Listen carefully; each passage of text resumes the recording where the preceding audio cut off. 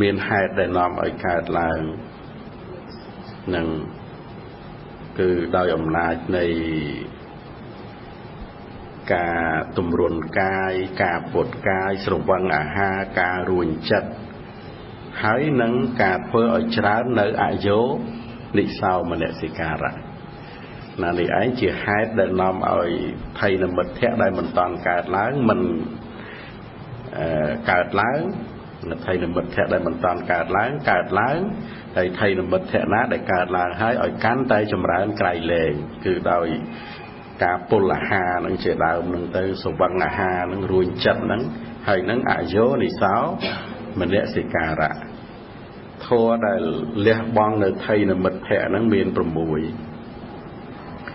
ណាធម៌6ប្រការរំលែងប្រព្រឹត្តទៅដើម្បីលះបង់នៅភ័យនិមិត្តៈនឹងនៅក្នុងព្រះអត្ថកថាហើយនៅក្នុងនេះគឺ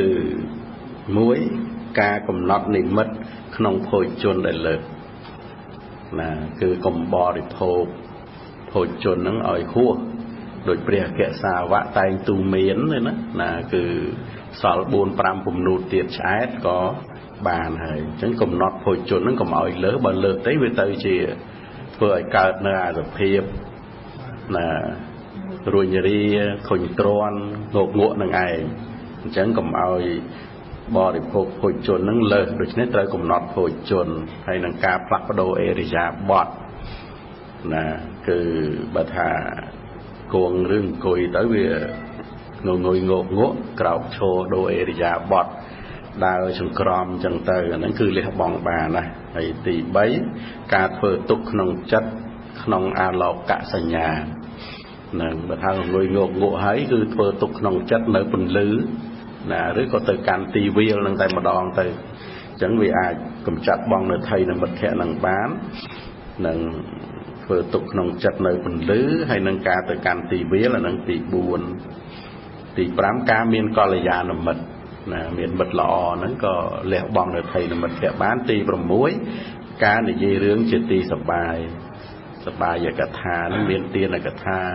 សីលកថាសមាធិកថាជាដើមសន្តតិ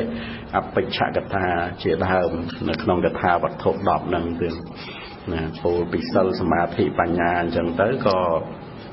អាចដើម្បីលះបង់នៅថៃនិមិត្តៈនឹងបានទៀតណានឹងគឺ